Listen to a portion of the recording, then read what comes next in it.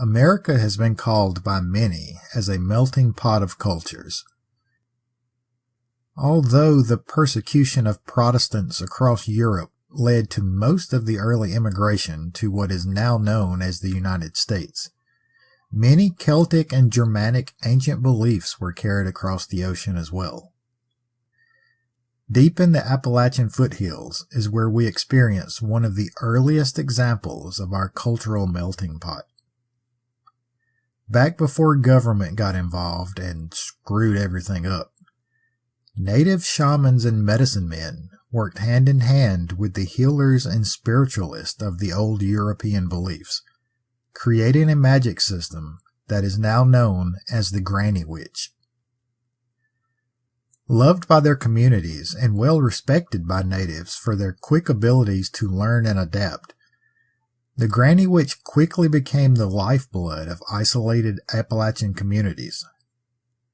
Working entirely for free, these Granny Witches were healers, midwives, and the stewards of all ancestral knowledge, and I'm proud to be the descendant of two that I'm aware of.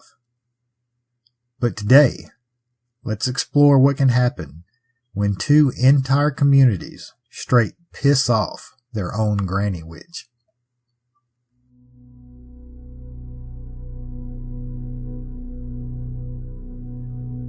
Everyone loves a good, strange, weird, or bizarre story.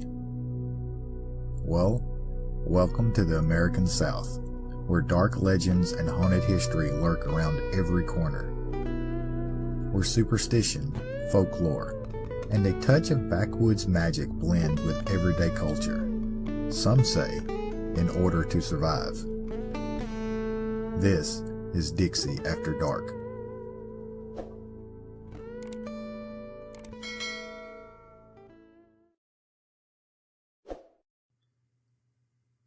On December 19, 1857, a man named Martin Free gave a 3-acre plot to a group of Christian believers who formed Mount Pleasant Baptist Church, just south of Morganton, Georgia. The church later became the backdrop of one of the most tragic and wildest stories from this area. This area of the Blue Ridge Mountains was relatively peaceful, with white settlers living alongside native Creek Indians in harmony. So much so, in fact, that the two cultures occasionally intermarried.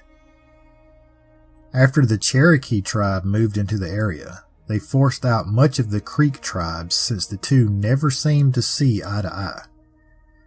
The white settlers remained, though, as well as their Creek spouses. Of white settlers that remained in the area, there were two predominant families, the Tilleys and the Stanleys. These two families set up their own respective settlements, Stanley Gap and Tilley Bend, roughly 2 miles away from each other. Unfortunately, a good old family feud began brewing in the hills between the Tilleys and the Stanleys. Friction grew between the families and ultimately reached its breaking point one fall Sunday morning. As a group of the Tilley clan gathered for their Sunday morning worship service at Mount Pleasant Baptist Church, which years later would become known as the Tilley Bend Baptist Church, a group of men from the Stanley clan came riding into the area. The Stanley men opened fire on the church, killing the minister and several members of the congregation.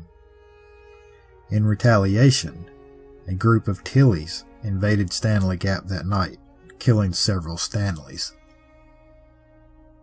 Caught in the middle of all this was Elizabeth Jane Tilley Bradley.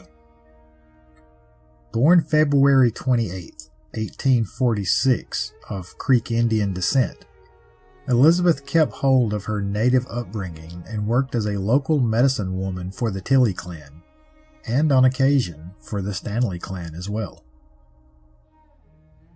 One of the churchgoers slain that day was a daughter of Elizabeth. One of the slain Stanley men was a husband of one of Elizabeth's other daughters. The pregnant bride, stricken with grief, went into premature labor, Both mother and child died in childbirth. Elizabeth had lost 2 children and a grandchild to the feud in less than 24 hours. It's said that rage overtook her grief, rage at both sides of the feud. Elizabeth Jane Tilley Bradley had had enough. She did what any old medicine woman deep in the hills of Appalachia would do. She conjured up a curse on both families. She claimed that no more children would be born to either family. She swore all would know the grief that she now carried. People from both sides of the feud didn't take it too seriously. They were all sifting through the wreckage of the previous day, and all of the dead were gathered up and buried. Funerals took place. Families continued to mourn to try to make sense of that day's events. But life ultimately moved on, with one exception.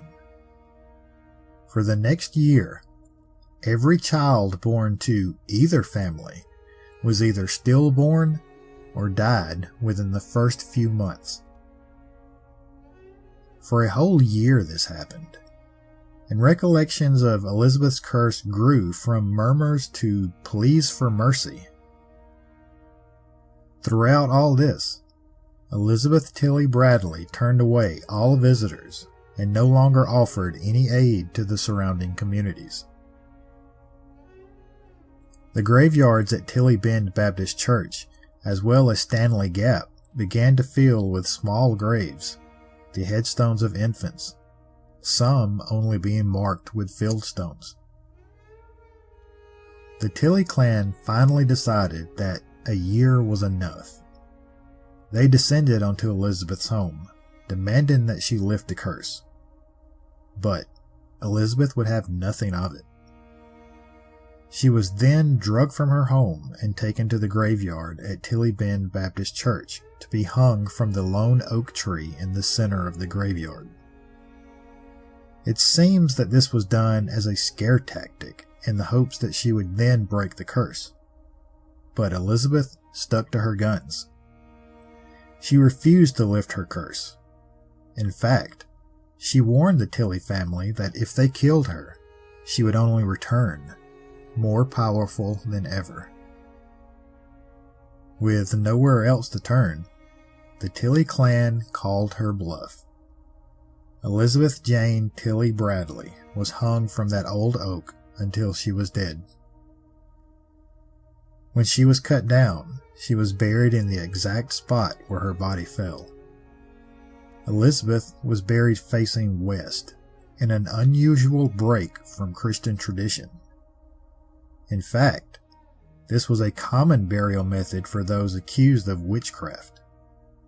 This was considered an unceremonious burial.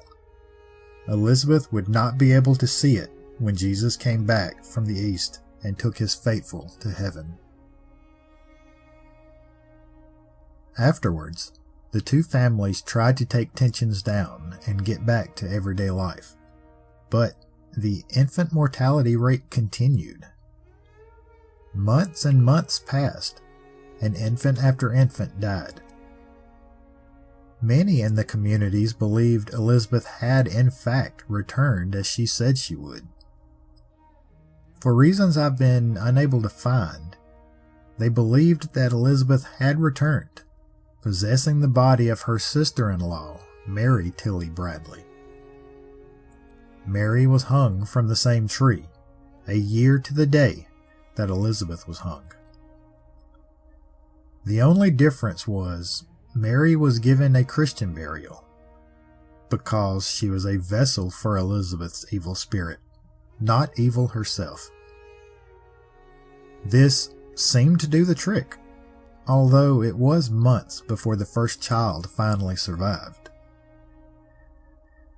Members of both families are still located in the area today, but the population is noticeably smaller than records show it once was. Today, members of the Tilley Bend Baptist Church scoff at the idea of it being haunted. they proudly claim that the church building is only visited by the Holy Ghost. No other ghosts are in the church building. Now, the church grounds? That seems to be another story. Some people still claim to see Elizabeth Tilley Bradley's ghost wandering the graveyard at Tilley Bend Baptist Church. Others claim to see Mary Tilley Bradley. Some claim there is a ghost of someone named Polly Long, although there are no claims of this being a spirit of a witch.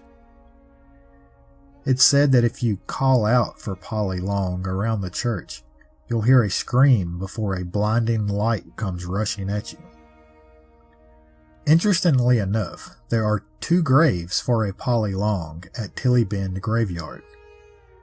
Mary Ann Polly Long Underwood, dated 1799 to 1898, and Polly C. Long, dated 1818 to 1888.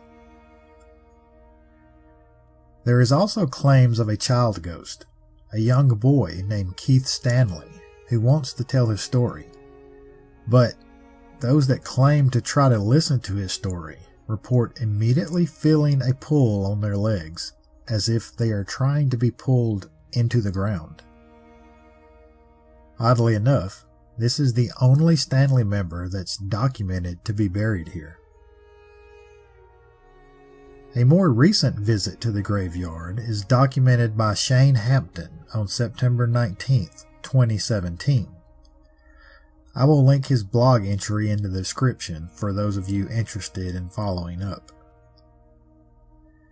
Shane was drawn to the church and graveyard after hearing the history behind the place and wanted to see if he could find anything that may corroborate the stories. He found the gravesite of Elizabeth Jane Tilley Bradley, but points out that the headstone is facing east, not west as the story goes. Then he noticed a few things that were off. The footstone of the grave was unusually close, nowhere near far enough away to accommodate the length of a human body or casket. The footstone was also a lot newer than the headstone, slightly off-centered from the headstone, and set in a place that the grave would have been dug directly through the root system of the old oak tree, potentially having killed the tree back in 1906. But the tree was still alive and thriving. The ground around Elizabeth's headstone itself had been recently dug, containing fresh dirt. Shane theorizes that the headstone perhaps did originally face west, but had recently been dug up and turned in an effort to hide the facts of the original story. That one got me curious. In Shane's photos, the headstone clearly faces the tree and the footstone in question. So I looked into things myself, and found that on the website findagrave.com, there are slightly older pictures of the grave, with the headstone facing west, away from the tree. It appears that the headstone has in fact been turned from west to east at some point between 2011 and 2017. Tricky. I've also verified this by many paranormal researchers' videos at the location. Older videos clearly show the headstone facing west, while newer videos in fact show it facing east. This all seems to show that Elizabeth Bradley was in fact given a non-Christian burial, and the evidence of that fact has just recently tried to be covered up. Shane added an entry to his blog later, stating that he had met some members of the Stanley family still in that area.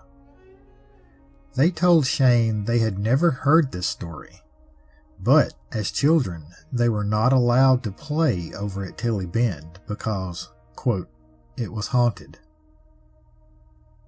When pressed further, they ended their conversation with, quote, we don't talk much about the Tilleys.